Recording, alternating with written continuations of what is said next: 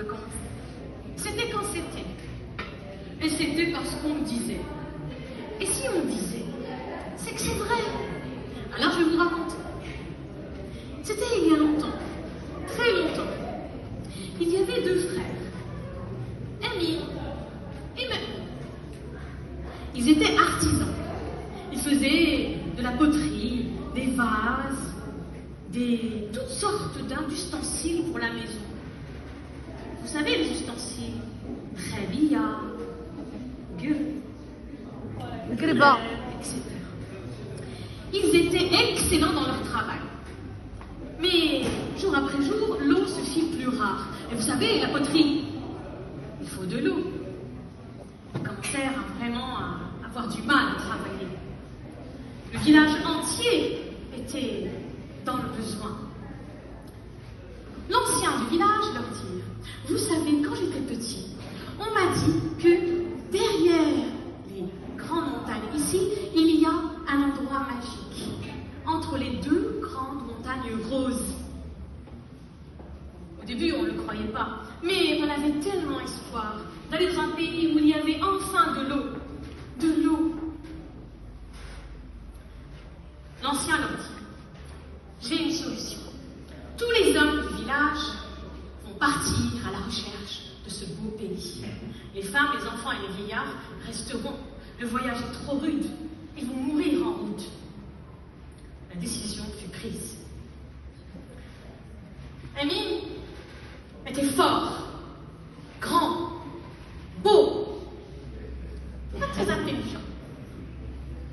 Maintenant, lui, il était toujours malade, toujours souffrant, mais très intelligent.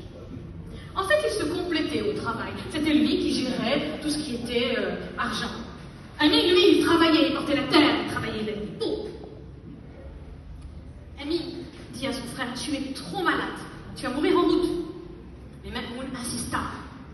Non, non, non, non, je vais être du voyage. C'est vrai que je n'ai pas vraiment la santé, mais je veux être du voyage.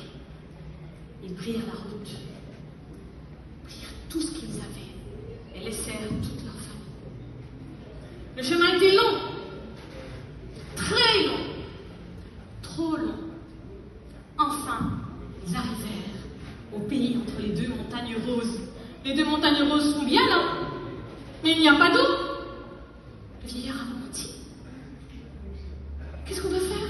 Si on revient, l'eau, on n'a plus d'eau pour le voyage. Nous allons tous mourir. Nous allons tous mourir. Et la fin du village, comme tous les hommes sont là, dans quelques années, ne sera plus. Mais on leur dit, laissez-moi dormir une nuit. La nuit porte conseil. Nous allons dormir et le matin nous verrons. Nous avons des pelles, nous avons du matériel. Chacun va essayer de faire ce qu'il peut. Ainsi fut fait. Mahmoud alla dormir, comme c'était convenu.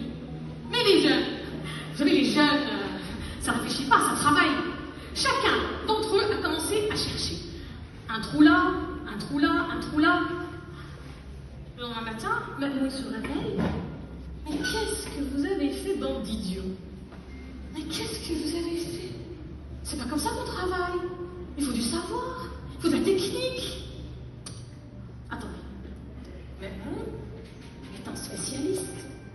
Il connaît l'eau, parce qu'il allait chercher la meilleure eau pour son travail.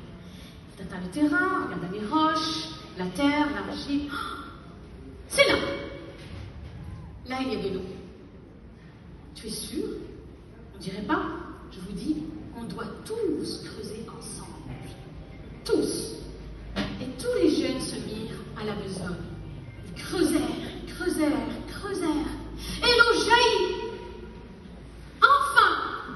Et comme ils étaient très spécialistes dans leur domaine, ils construisirent des ponts, des fontaines, des puits partout.